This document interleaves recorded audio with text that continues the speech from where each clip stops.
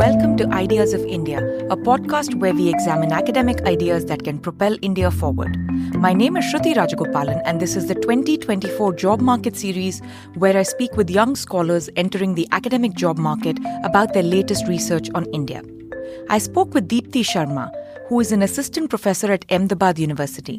She completed her PhD in public policy from the Indian Institute of Management in Bangalore and was a postdoctoral fellow at the Centre for Management of Health Services at the Indian Institute of Management in Ahmedabad. Her current research focus is empirical methods, applied microeconomics, public health, and gender studies. We discussed her job market paper titled, "Does it matter who you ask for time use data?" We talked about the systematic bias in proxy reporting when compared to self-reporting in time use surveys, some techniques to fix these biases, the gendered nature of these biases, the policy implications of using these time use surveys, and much more. For a full transcript of this conversation, including helpful links of all the references mentioned, click the link in the show notes or visit mercatus.org/podcasts. Sometimes it can feel like a full-time job keeping tabs on the latest development in politics in India. If you're struggling to keep up, let the Grand Tamasha podcast be your guide. Grand Tamasha is a co-production of the Carnegie Endowment for International Peace, one of the world's most respected think tanks, and the Hindustan Times, one of India's leading media houses. Each week, host Milan Vaishnav takes listeners on a deep dive into Indian politics, economics, foreign policy, culture, and society. Over the past 5 years, Grand Tamasha has published more than 200 conversations on the issues that matter most to Indians and those who watch India from abroad, featuring guests ranging from the comedian Hasan Minhaj to the historian Ramachandra Guha and the philanthropist Rohini Nilekani. Grand Tamasha is available wherever you listen to your podcasts.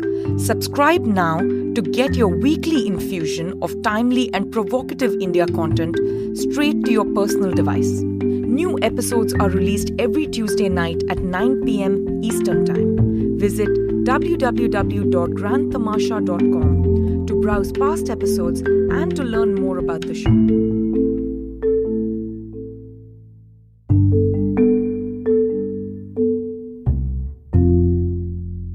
Hi Deepti, welcome to the show. It's such a pleasure to have you here. Thank you so much, Shruti. Nice to meet you. So I looked at your job market paper. This is actually super interesting because this is not the sort of thing I come across normally. So you look at self-reporting versus proxy reporting specifically for time use data. And, for those who are not familiar with these survey methods, a proxy respondent is someone who provides information or answers on survey questions on behalf of someone else in the household or the sort of factory floor or something like that when the individual respondent is not able to respond themselves. And you find that proxy respondents tend to overestimate the time spent on employment activities and underestimate the time devoted to household production, unpaid domestic work, care activities, and things like that. And the reason I got so interested in this is this has such important implications for how we do any empirical social science and evidence-based policy, right? Because all of us are using these data sets, and that there's this big issue on self versus proxy reporting, especially time use surveys, which is becoming more and more common, seems to be this big issue I'd never thought of before. So can you tell us a little bit more about what got you started on this? Right. So this paper, this entire data set, I got a hang of this in 2019 when I started my PhD. So while I was going through the data and looking at it, since it's a new data in Indian context, earlier version of this data was collected in 1999 as a pilot, and it was not representative, and only few states were included in this. But now in 2019, when they released the data and I was looking at it, there were questions on who reported this time use. Is it self or is it other members? So this kind of a variable looked really new for such analysis. And I have never seen, and this got me into searching for what kind of literature talks about self or proxy, whether this kind of a question is generally asked in other surveys or not. So I found that except for health, except for other experimental data which researchers like you and me have collected, there are no such questions in the observational setting. So I thought that what we've been doing all this while is that we are relying on whatever is given to us, and we are not thinking about what is the source of the data. We just know that some knowledgeable person of the household, probably the head of the household, who is a male, who is above 60 years old, he is responding on behalf of other members, which to my mind is absolutely different when it comes to my own response versus like my grandfather's response. Because there are so many things which are unobserved, which I can hide strategically, unstrategically, or it's simply random chance that he happens to know something about me and he doesn't, or similar case with other people in the family. This particular idea started this question on when we are looking at the source of this data collection within the family, what should we do in terms of good practices, best practices in terms of the data collection. So then I started to look at and dig more into the data collection methodology literature, which is a very niche Yeah. literature, and I found really good papers, but they were experimental in their field design. So I thought that this would be a good contribution in terms of coming up with an observational study which has no experimental setup. Enumerators who were trained to collect this kind of a data went with the objective that we will collect time use data, like any other NSSO, NFHS kind of a survey that we do. So this is where we started, and a lot of this research has benefited from experimental studies, but it's quite different from experimental studies. I'll walk you Yeah. through how and what kind of mechanisms we tested, how we actually identify a lot of things along the lines of this proxy identity, how it changes in different settings, and how culture affects, and what are peculiar things about Yeah. India that normally affect this kind of response. Yeah, so here I have so many questions about the paper, but let me just start with one of your main findings, which is surprising Right. when I'm thinking about like a big N sample time use survey data set, right? You find that the gap in self versus proxy reporting is systematic and rather systematically biased and not random. And what we mean by that is normally in these things, even when there are errors, right? So if there's a difference between you reporting on your own time use versus your grandfather reporting on your time use, when you look at this across lots of families, the expectation is these errors cancel each other out, right? Right. So maybe in your case, you will underreport on some margins and your grandfather will overreport because he's very proud of you. There might be another family where it's exactly the opposite. So all this gets cancelled out. But what you actually find is that that is not true. There is a systematic bias gap in one direction between self and proxy reporting. So one, what is that bias, right? Right. What is the magnitude of the bias and how do you explain what's going on? Because this is a little bit crazy and it calls into question the entire data set Right. fundamentally. Correct. And it's 40% in our data. So proxy reports are approximately 40% for a working group, which is 15 to 64 years of age group. Otherwise, in overall sample, it's around 36%. And this bias is systematic in the sense that it is correlated with age, sex. Sex we were able to find out in a lot of our analysis. Then education, then occupation. What is the relationship between respondent and the proxy, like husband and wife, non-couple sample, etc. So, this systematic bias that we found out plays a crucial role in estimating this. So, if it's a couple sample, there are more likely to be information being shared compared to a non-couple sample. So, in that sense, there are differences between self and proxy reported time use. However, they are lesser than a non-couple sample. Yeah. In household where people are in same occupation, then their time use estimates are much closer when it comes to self and proxy compared to people who are in different occupation. So there are several thoughts when we can where we can reconcile, but at a large, there are time use reporting differences at an aggregate sample level. And these are driven a lot by gender. And why we Yeah. focus in this paper a lot on gender is because, particularly when I map the proxy identity, I was able to identify who is responding in terms of whether it's a female or male more clearly than any other characteristics like education or anything. Yeah. Because in a household where six members are Yeah. residing, multiple member can become proxy. And here I found one example really, really telling, and I'm quoting from your paper. You say one aspect contributing to asymmetric measurement of error is differing perceptions of time spent on activities that are typically performed by men versus women. For example, women might consider time spent taking care of livestock as a work-related activity. In contrast, men may classify it as household work, given the proximity of livestock to the residential compound, right? So that's one kind of issue. But now there's a second thing that's going on. You say an activity in which women simultaneously care for children and watch television might be classified differently by self and the proxy reporter. A woman might classify it mostly as childcare, whereas a proxy might classify it as leisure, right? So this is incredible to me that even within the household, even things that are so deeply observable, that is, it's not like, oh, they're all living far apart, they're living in different parts within a same farm holding or a compound. This is literally people in the same house, in the same room, but what they view is taking place in front of them is completely different. So it's a perception. Time spent on different activities is more notional in nature in this sense.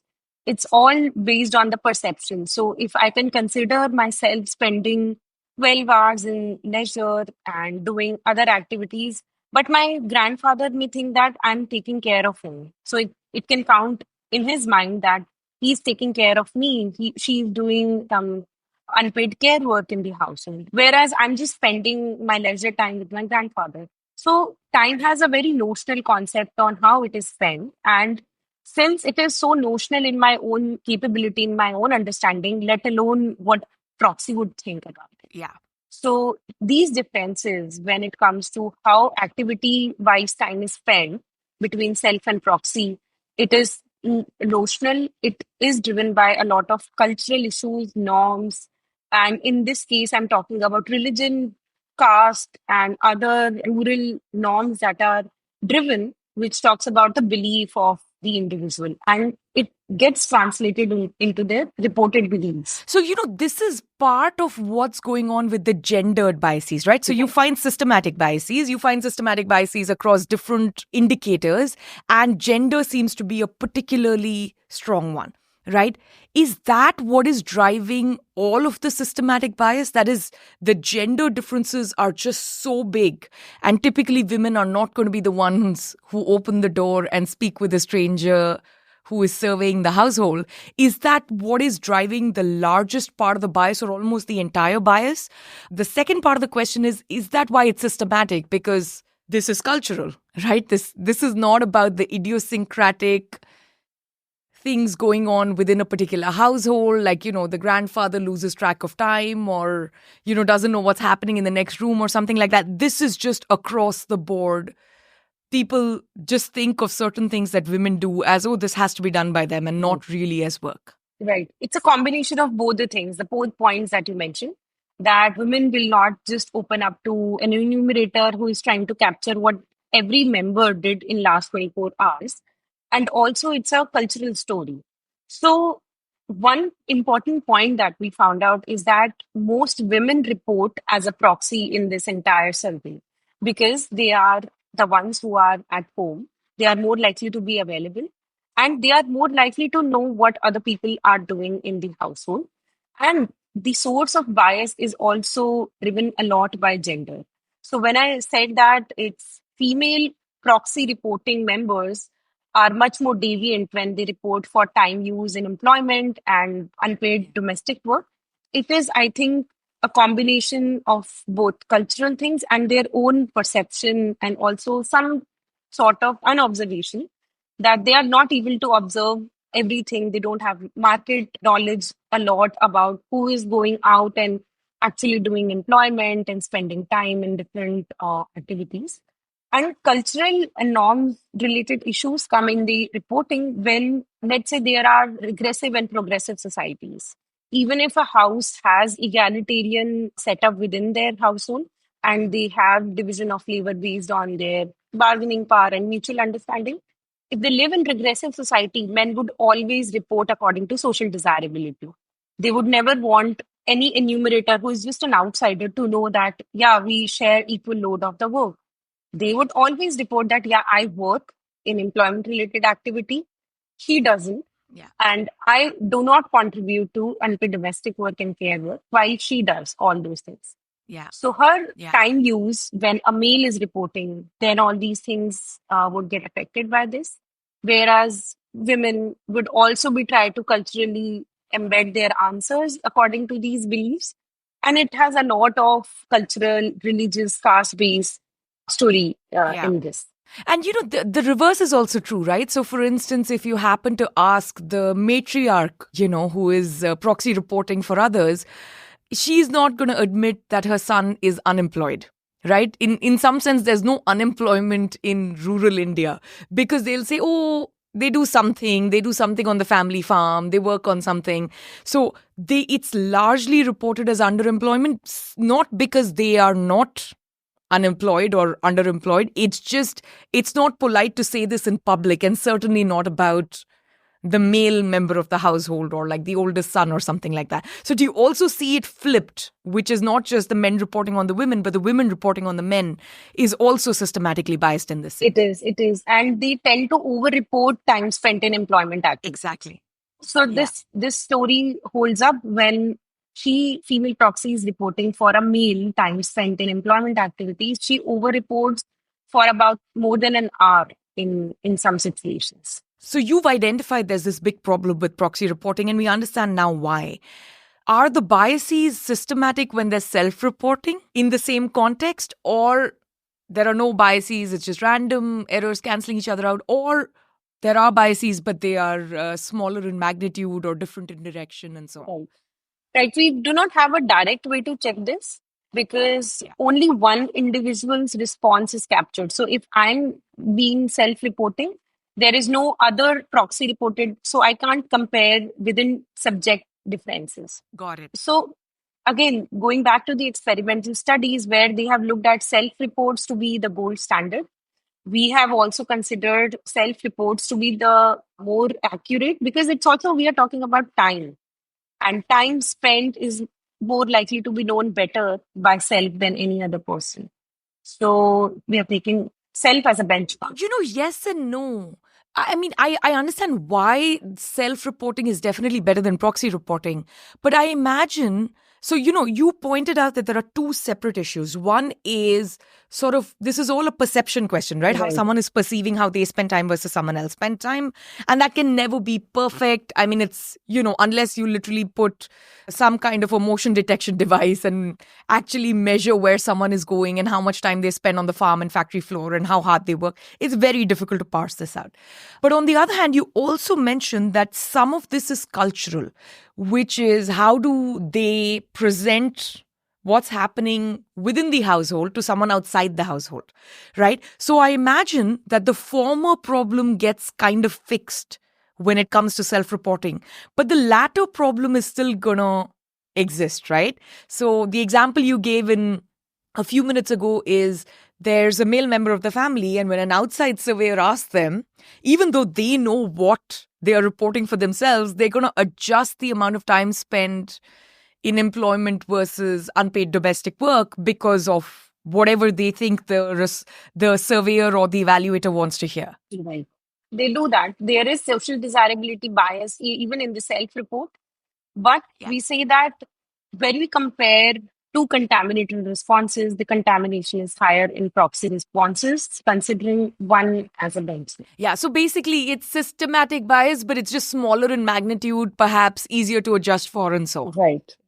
Now this is the part which I can't say I understand very well. Can you explain the method of how you do this for those who are not familiar with, like, the propensity score matching and inverse propensity score matching techniques and so on? Sure. So I will start this explanation by telling the readers of the papers and who are going to listen to this podcast by telling them what this paper, what this study is not. So this is not an experimental study. It's a non-experimental study. And the objective was to understand how individuals are dividing their 24 hours into paid and unpaid activity. So given this objective, enumerators or the surveyor had no field design or sampling to choose randomly between self and proxy. It just so happened in that data, some of the respondents, which they initially had thought they were not present, and they had to collect proxy responses in order to avoid missing data or some other random data. So this is like a quasi-experimental study where proxy happens to be a part of data set to complete responses and avoid missingness. And we do not see any flipping of a coin and selecting between self and proxy groups. So in this case, there is huge endogeneity concern when it comes to respondent selection. Yeah. So this is embedded in the study itself. This is embedded in the data set itself. So to mitigate this concern, what can we do? So we can't do something like go back to the data enumerators and ask them to collect two responses on every individual, one from self and other from proxy. That's not possible because this is a non-experimental setup. But what we can do is design this as if it is an experimental setup by virtually matching all the individuals on whom we have self-reporting data, including their time use, whatever time use they are reporting, then their individual characteristics like age, sex, education, occupation, and other things, and match this with the proxy. So basically, what we are doing is that we are matching individuals in based on their individual and household characteristics as if they are reporting in two different dimensions. They are reporting for themselves and they are reporting for the others. How would they report for themselves? So how would proxy members would report for themselves is what we do with this map. So we have everything in place. We did these matching method techniques, which is simply but creating a common balance area for two individuals to match and get responses. And whatever the deviation left is attributed to the systematic biases, which we then distill between gender, occupation, and so on. How do you compare these different matching methods? Like, we're all using these surveys as given, right? A lot of us are not in a position to conduct these surveys. Also, these are done on a fairly large scale. So for those who are looking to de-bias these data, what do you find to be the best of the different techniques and methods that are available? Right. So this literature on matching methods is also evolving. Like we see thousands of paper on difference and difference. This literature is also evolving. And there are quite robust techniques and data and R packages which can do this job for us. So across different matching methods like IPW, augmented IPW, which will take care of a lot of standard errors and other things, quotient exact matching is what is new. It will become more robust if we compare across all the matching techniques, starting from propensity score, which is old but still effective, till your quotient exact matching, where a lot of robustness checks are taken care. So across the board, if we are getting the answer, then the story holds true. And this is what we found out in our paper as well, that given different methodologies and different matching techniques, one is nearest neighbor, other is inversing the score of probability weighting, and other is quotient exact matching. These are few robustness across different matching methods that we did, and we found out qualitatively same results across the board. Yeah, so, that solves the problem of when, we get these data as given and now, we have to fix this in some way. And basically everything you are talking about is, for those who are not familiar with these methods, you're just figuring out a way by which we compare apples to apples, right? It's never going to be the same apple, but how close can we get to compare two things which are sort of the same or almost the same, so that then they're actually comparable, right? So that's where we're going with this. Now, a second implication of your paper is, how should we collect these data in the first place, right? And like what implications your paper has for how these time use surveys and other surveys should be conducted, right? So one thing that I can quite clearly gather is we need to triangulate even within the household, right? So ask multiple people within the household so that you can triangulate slightly more accurate answers. So this is almost like Rashomon, right? The movie, you are looking at the same mother hanging out with the same child in the same room, and different people will have perceptions of how much time was spent in childcare versus leisure versus, domestic unpaid work. And hopefully you get closer to the truth, right? Is there what are the other things that surveyors and evaluators should keep in mind when they're collecting these data in the first place? Right. So a lot of, again, benefiting from experimental studies, what can be done in these types of nationally representative data sets is that a combination of time diary and enumerator assisted survey can be conducted. So one has to think about, I'm sure that these agencies are thinking about time and cost of collecting this kind of data, but what they would be doing is to provide a lot of good data. So a lot of experimental studies have looked at how short versus long surveys can help. Time diary plus enumerator assisted responses can help, because these two things, so enumerator assisted responses, we can see now through my study that it is biased.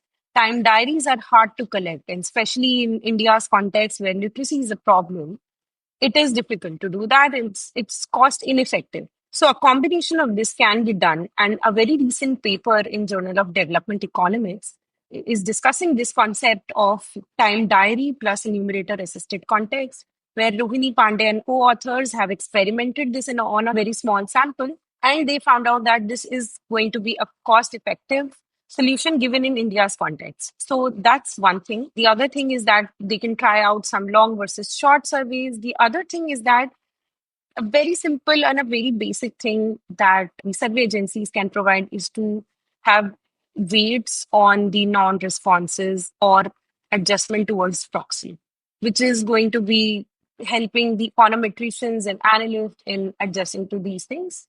And there is no cost to it. And a fourth solution, which when I was reading a lot about time use and how other countries collect time use, like American time use, European time use, is what they do is they set up a basic baseline survey face to face, but subsequent rounds they do online or telephonic. Yeah. So that this problem of proxy and self is not there even in the telephonic surveys. Again, this is a very cost-effective solution, but how successful it can be in Indian context is a question. So I would say there's one other method for researchers, but this is not going to solve the scale it's not going to be a substitute for the kinds of data that you're talking about.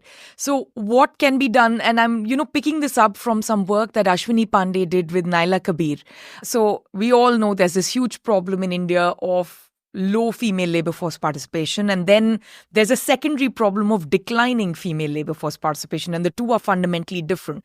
And the declining part is an economic puzzle. But what I learned from their work is that the low female labor force participation is not entirely an economic puzzle. A big part of it is survey design, self-reporting, time use kind of problem. And what they find, I think this work was done in West Bengal, and they calculate the difference. So, their survey in these districts of, West Bengal, and using the National Sample Survey, which we know all the problems and the good things about the NSS data.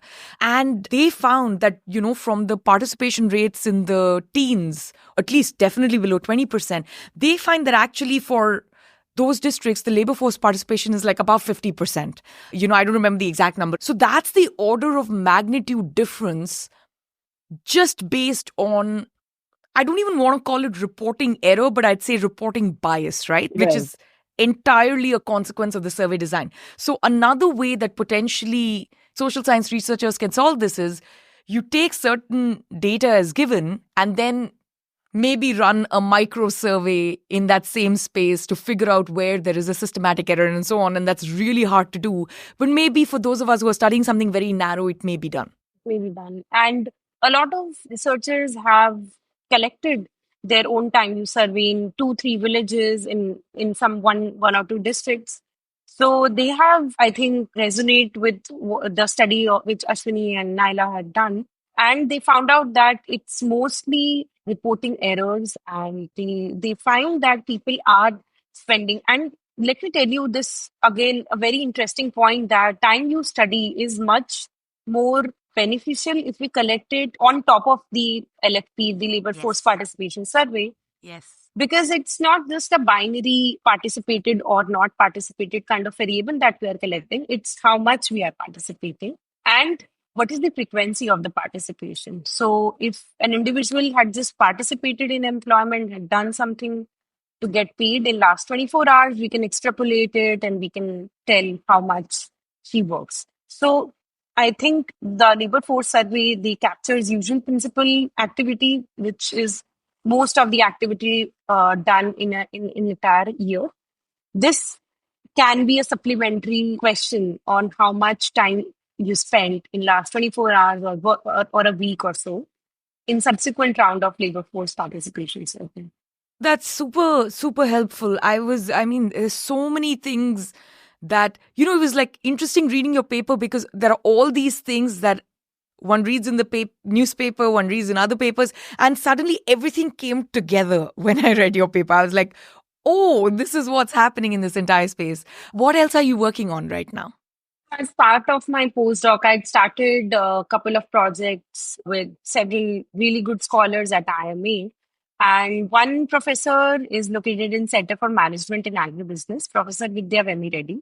She has worked also on time use survey. She has collected her own time use survey. But when I introduced my own paper to her, she got really interested and she said, we can use this because it's a large scale data. And we can look at how time use gets affected by climate change.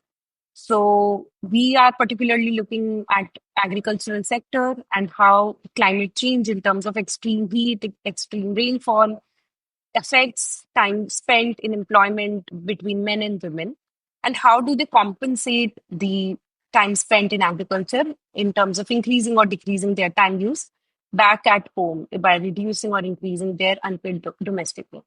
So we have found out some initial findings and we have some preliminary analysis done. And we are able to see that when there are extreme temperatures recorded in a particular area, women actually take up the role of the most important person in terms of spending more time in fields and doing agricultural activities. Absolutely. And they reduce their time in unpaid domestic work and care work. Whereas men, on the other hand, they stop work in agricultural field only in extreme heat related or extreme temperatures, and they contribute towards unpaid care work at least. And this story is much more pronounced for married women, tribal women, low income women. For them, it's necessary to work, and even if the temperature is extremely hot and extremely humid, they ought to work. So this is what we have from that project. And the other project, it's again very interesting project at the intersection of health and gender, is that we are looking at administrative data and some secondary data to look at how health insurance provided by government of Andhra Pradesh helped and also had an ill effect on women's hysterectomy rate. So Andhra Pradesh, Telangana, Bihar, all these states together constitutes for the largest hysterectomy rate in India. Since last NFHS round, we can see rise in the states' hysterectomy. Overall, the hysterectomy rates have risen, and these three states particularly contribute to 70% of hysterectomy rates in India. So why and how this state of women has worsened over a period of time, and what is the role of state health insurance in this? So there was a policy change in terms of removing the private hospitals from social health insurance scheme in Andhra Pradesh, and since then women are not able to avail this facility of hysterectomy. So they are going to private hospitals. Now they are uninsured because this particular ailment is not covered under insurance.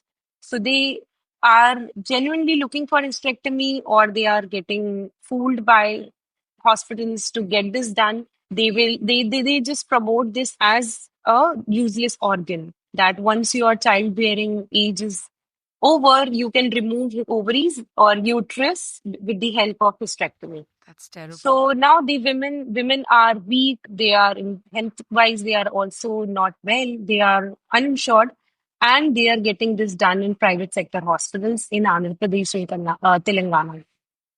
So this policy change has led to this increase in the hysterectomy rates in Andhra Pradesh more after 2011, where this policy was introduced.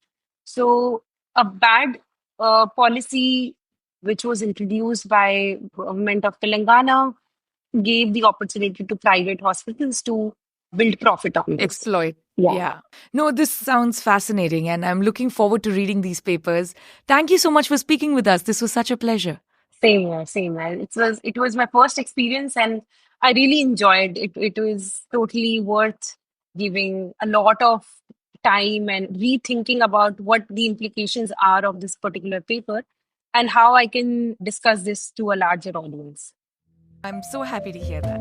Thank you. Thank you. Ideas of India is produced by the Mercatus Center at George Mason University. If you enjoy this podcast, please subscribe on Apple Podcasts, Spotify, or your favorite podcast app. Help us grow by giving us a rating and leaving a review. Follow us on Twitter at @SRajagopalan and at Ideas of India. Also check out our initiative commemorating 30 years of India's market reforms at the 1991project.com.